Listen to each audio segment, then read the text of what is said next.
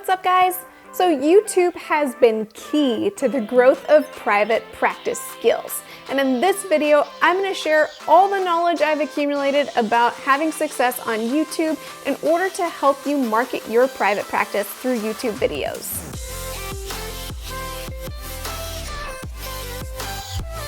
Welcome to Private Practice Skills. I'm Dr. Marie Fang, psychologist in private practice. I post videos offering tools I learned the hard way about starting and growing private practice so that you don't have to. Oh, YouTube. It's a love-hate relationship. Because there's so many people on YouTube, it is just oversaturated with content. And at the same time, there's so few therapists using YouTube to market their private practice. And often for those who are posting videos to YouTube, there's so many things they could be doing to better leverage it to their advantage. So here's a few tips to help you get started if you're interested in using YouTube to market your private practice. Number one, decide on your niche. Although having a very specific niche isn't imperative for success in private practice, it is imperative for success on YouTube because there's so much information out there on YouTube and people are generally looking for help with something very specific. So be sure to pare down what you talk about in your videos to a very specific niche. Doing so will really help your YouTube content stand out from the crowd. So for example, all of my content for private practice skills is highly niched. It's all about tips to start and grow your private practice. So having this specific niche really also helps YouTube know what I'm about so that if somebody liked watching one of my videos, maybe they're gonna like watching more of my videos and YouTube starts recommending that content to them. Number two, solve a problem. Try to sit down for a bit and make a list of all the problems you can think of that somebody might be facing related to your niche. So for example, with private practice skills, what are some problems people might be experiencing related to starting private practice? Well, there's some hurdles about, I don't know how much it's going to cost me. There's hurdles about, there's some logistics of getting things started to do online marketing. I don't know how to do those. There's questions about how do I find the right office?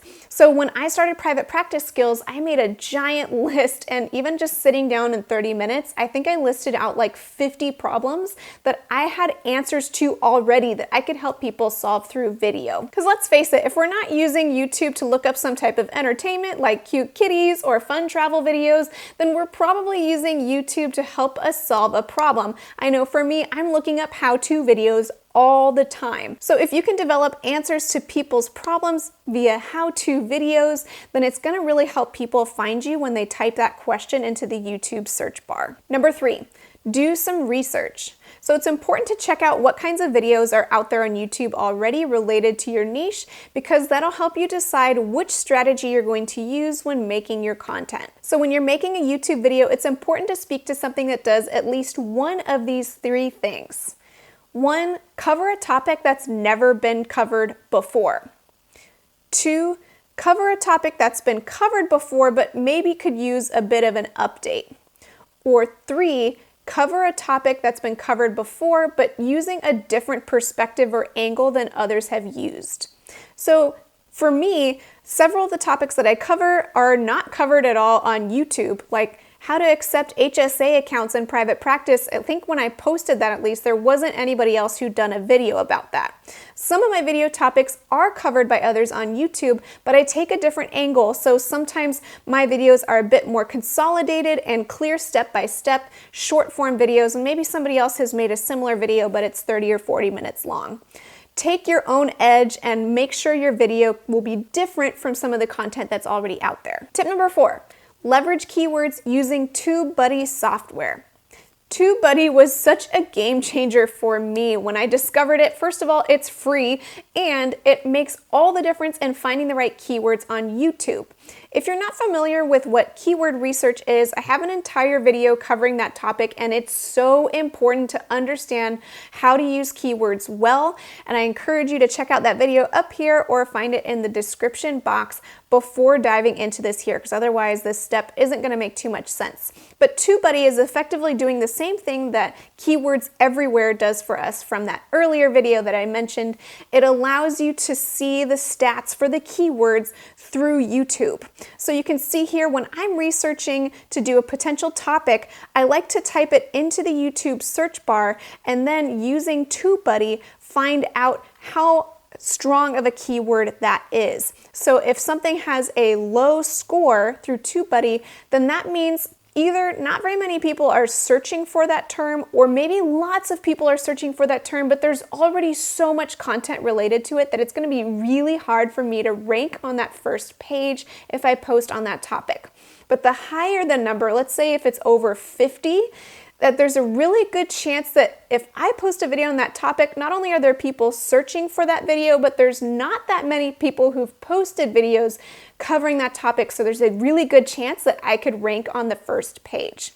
And you can see actually as we go through each of my video keywords, most of my videos are ranking #1 for the keywords that I've targeted. And the entire reason for that is because I've done this research with TubeBuddy before I ever hit record with my camera. The little green number next to each tag signifies where this video shows up in search results for that specific keyword. So even for some of my videos, I'm ranking #1 for multiple keywords, and that's fantastic. Once you've chosen what keyword you're targeting, be sure to include it not only in the title of your YouTube video, but also in the description organically throughout, as well as the tags. If you've seen my videos on developing blog posts, it's the exact same keyword strategy we use in a blog post, just again in YouTube. Number 5, use a call to action.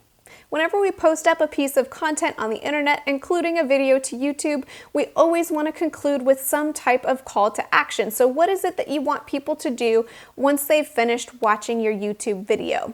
Is it that you want to invite them to come to your website to schedule a free initial call with you, or maybe an initial appointment? Maybe there's another YouTube video that they might really like to watch if they liked this one and you want to invite them to do that. Maybe you have this really great resource that you created that you're offering for free in exchange for their email.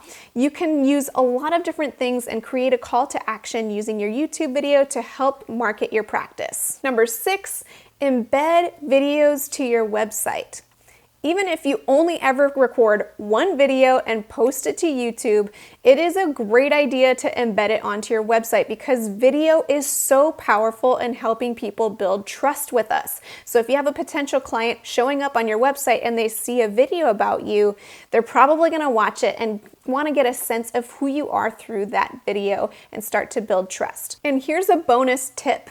If you create enough videos that then you can build a blog post affiliated with each video and embed that video into your blog post, this is a major SEO game changer. If the keywords of your video match up with the keywords of your blog post and they're both happening on the same page, it makes it so that that page ranks higher in a Google search for those keywords, because Google loves it when you post to both Google and YouTube because it owns both of them. Why not? So if you're catching a theme here, the same rules of SEO that apply to building your website also apply to YouTube. I mean, they are both owned and run by Google, so they kind of operate the same way. Make sure you check out my video all about leveraging SEO to market your practice. Again, I'll link it here and in the description below. And tip number 7, make sure you work at a pace that fits for you. I know a lot of people feel overwhelmed by the prospect of needing to post weekly or monthly videos, and then they don't do it at all. And I'd much rather you focus on posting even just one video, embedding it on your website, and then just seeing what that does for your business, checking in maybe a few months later and seeing if you might like to post one more video. This is how things start before they ever get to a point of posting more regularly. Of course, even more important than any of these other tips I just shared is that you really want to make sure you're posting great content. And when I say great content, I don't mean that your video quality or audio quality or production value needs to be fantastic, but that the words you're sharing, the content you're sharing needs to be really valuable towards solving that problem that your video topic is covering. Because YouTube keeps track not only if somebody clicks on your video to watch it, but more importantly, how long they spend watching your video. And if somebody clicks on your 3-minute video but only watches 10 or 30 seconds of it, YouTube kind of dings you in the search results because it's thinking this video wasn't really what that person was looking for when they clicked on it. So make sure your content is going to meet the needs of what somebody clicking on that title wants. Now, if you're not sure about how to even make a video, I already have a whole video going over how to do that. So I'll also link to that up here or in the description box. Feel free to check it out and you can learn every step you need in order to make a video from start to finish. Now, if you do post your very first video to YouTube in order to market your practice, I would love to see it. So leave a comment below once you post a video and I'd love to go check it out and let you know what I think. Until next time, from one therapist to another, I wish you well. No, that doesn't sound very nice.